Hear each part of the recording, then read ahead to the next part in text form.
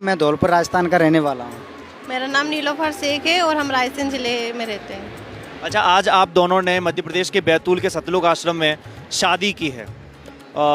जैसा कि मैं आपके नाम से लग रहा है कि आप मुसलमान हैं और आप हिंदू हैं।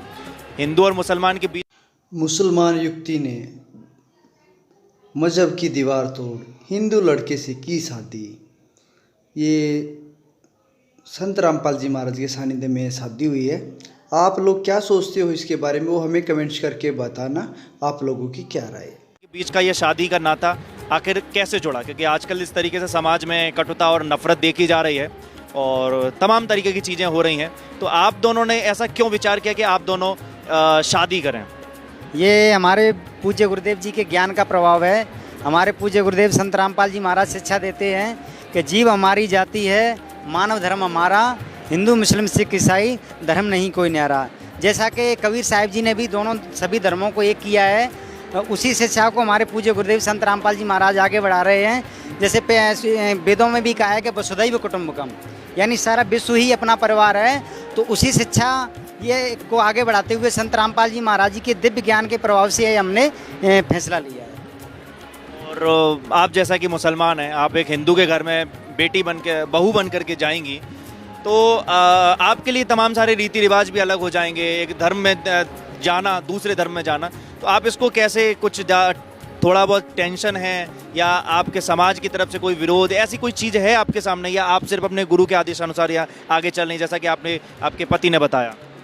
जैसे कि संत रामपाल जी महाराज जी के जो नियम है तो वो आधे से ज़्यादा मुस्लिम धर्म में भी माने जाते हैं। तो जैसे अब ये हिंदू धर्म से बिलोंग करते हैं, तो इनके यहाँ जाने के बाद किसी प्रकार की कोई मतलब जैसे समाज को लेके या ऐसी कोई दिक्कत नहीं आएगी।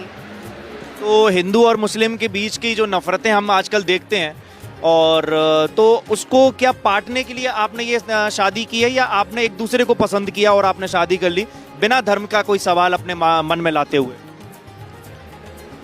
जैसे कि संत रामपाल जी महाराज जी की वाणी है, जीव हमारी जाति है, मानव धर्म हमारा, हिंदू मुस्लिम सिख ईसाई धर्म नहीं कोई न्यारा। तो संत रामपाल जी महाराज जी के लिए सभी जीव जो हैं, सभी मतलब जाति वाले जो हैं, सभी एक ही तरीके के, मतलब एक तरीके से देखते हैं। तो उसी संत रामपाल जी महाराज जी से प्रेरणा पाकर ये रमेड़ी विवाह अच्छा, मैंने ये देखा कि मात्र 17 मिनट के अंदर आपकी ये शादी हो गई, जिसमें आप लोगों ने भले ही ये मुसलमान धर्म से तो ना तो ये निकाह हुआ है, आप हिंदू धर्म से तो ना ये एक तरीके से कहा जाए तो ये शादी हुई है। ये एक अलग ही ढंग का कुछ मैंने ये देखा यहाँ पर, ना तो इन्होंने शादी के रूप का कोई लिबास पहना, ना आपने कोई ऐसी शेरवानी पहनी, ना कोई हल्दी मेहंदी, कोई भी आदि रस्म नहीं दिखाई, ना पंडित दिखा है, ना काजी दिख रहा है। तो इस शादी को करने के पीछे का क्या मकसद है? सर, इसका मैं यही बताना चाहूँगा कि इसका सीधा मकसद ये है कि हम दिखावटी दुनिया में जी रहे हैं। जो आजकल का समाज है उससे कितना लॉस होता है। हमारी जो बेसिकली मेहनत की सारी कमाई इन रीति रिवाजों में ही चली जाती है। लेकिन ये हमारे संत रामपाल जी महाराज जी के ज्ञान से प्रेरणा पाके मुझे बहुत अच्छा लगा कि हमारी जो बेसिकली जो मेहनत की अच्छी कमाई होती, गाढ़ी कमाई होती है, व्रत की रीति रिवाजों में ना ख़त्म होकर अपनी सेव रहेगी। और समाज में भी आज देखेंगे आप तो दहेज प्रथा के कारण ना जाने कितनी बेटियों को जिंदा जला दिया जाता है, कहीं उनको प्रताड़ित किया जाता है, और अपनी बेटी की शादी करने के लिए लोग घर को गिरवी रख देते हैं, कोई संपत्ति को गिरवी रख देते हैं। लेकिन आज गुरुजी के ज्ञान से इस प्रकार जब अपना जो भक्त समाज जाग रहा है, तो ये सभी कुप्रथा का नष्ट हो जाएगा। तो बहुत अच्छा है, बहुत सराहनीय कदम है एक तरह से। जैसा कि मैं देख रहा हूँ यहाँ बैतूल में 101 शादियाँ हुई, 101 शादियों की रमेड़ियाँ हुई हैं, तो मुझे ऐसा लगता है कि सिर्फ आप ही एक ऐसा हिंदू और मुस्लिम की एकता को बनाने वाला एकमात्र जोड़ा है।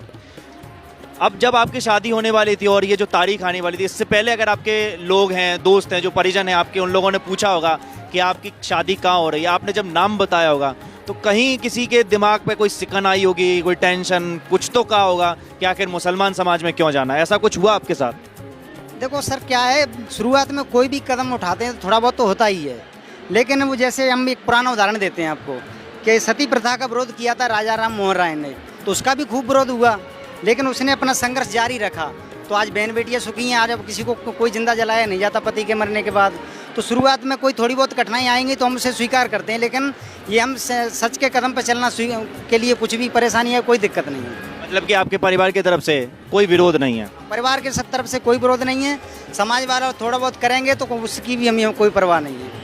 और आपके यहाँ क्या स्थिति है? क्या आपके जो परिजन हैं, आपके जो आस पड़ोस के जो लोग हैं, समाज के लोग हैं, क्या उन्होंने आपसे कुछ कहा? तो आपने उसका क्या जवाब दिया?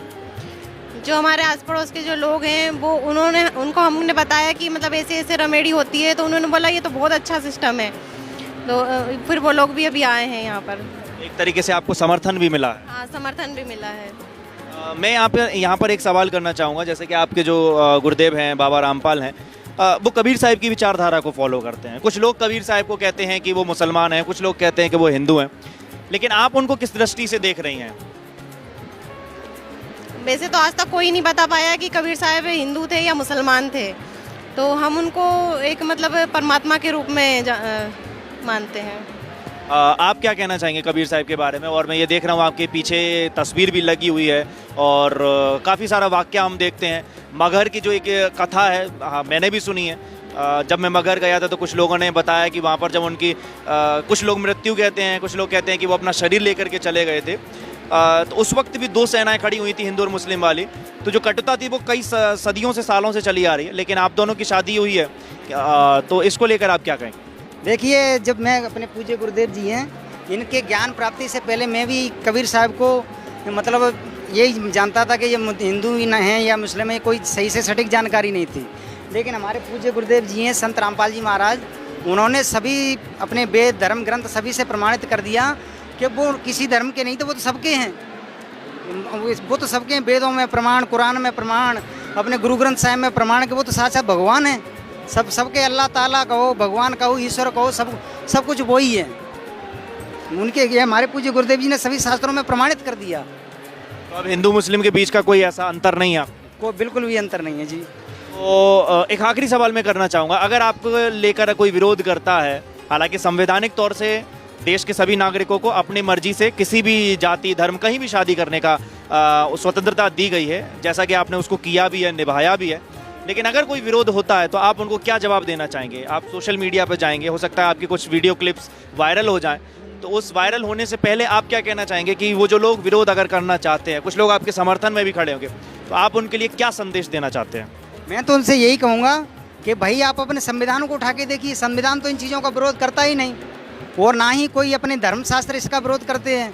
धर्म तो जोड़ना चाहता है, तोड़ने की बात कभी नहीं करता धर्म। हम उनको यही सच्चाई, भाई अपने आप धर्मशास्त्रों को तो देखिए, धर्मशास्त्र क्या कहते हैं। कबीर साहिब के बारे में ढेर सारे प्रमाण वेदों के अंदर, कबीर साहिब के बारे में ढेर सारे प्रमाण गुरु ग्रंथ साहिब के अंदर, कबीर साहिब के बारे में ढेर सारे प्रमाण कुरान शरीफ के अंदर, तो वो तो सभी के हैं, किसी एक के थोड़े ही हैं। लेकिन इंसान ने जो धर्म के ठेकेदार मैं यहाँ पे कहना चाहूँ तो वो हमें एक नहीं होने देना चाहते। यहाँ पे यही मुख्य रूप से वही आड़े आ रहे हैं। यही सवाल मेरा आपसे, अगर आपका कुछ लोग अगर विरोध करते हैं तो आप उनको क्या संदेश देना चाहेंगे? उनको संदेश यही है कि आप पहले अपने जो दस्त ग्रंथ हैं, कुरान शरीफ है, गुरु ग्रंथ साहिब हैं, तो उनको खोल के और देखें कि उसमें मतलब संत रामपाल जी महाराज जी ने क्या बताया है। उसमें किसी प्रकार का कोई जाति भेदभाव नहीं है। कबीर साहिब जो हैं वो सभी के हैं, सभी धर्मों के हैं, पूर्ण परमात्मा है। तो ये थे हिंदू और मुसलमान की एकता को और भी ज़्यादा मजबूत करने वाले ये नीलू शेख हैं, जो कि रायसेन जिले की रहने वाली हैं, मध्य प्रदेश के, और ये हैं धौलपुर राजस्थान के भगवान दास। इन दोनों ने आज मिलकर के मध्य प्रदेश के बैतूल के सतलोक आश्रम में शादी की है। आप इसको निकाह कहें, शादी कहें, लेकिन संवैधानिक तौर से ये दोनों एक हो चुके हैं। इन दोनों ने एक दूसरे को पसंद किया है और अपने गुरुदेव की तस्वीर को आगे करते हुए, इनकी किताब को आगे करते हुए संदेश दे रही हैं कि जीने की राह का इन्होंने जो तरीका अपनाया है, एक दूसरे के साथ ना जाति देखी है, ना धर्म देखा है, सिर्फ इन दोनों ने एक दूसरे को पसंद किया है। और यहाँ पर एकजुटता के साथ ये संदेश देते हुए कि संवैधानिक तौर से और धार्मिक तौर से और आर्थिक तौर से और नैतिक तौर से ये आज एक हैं।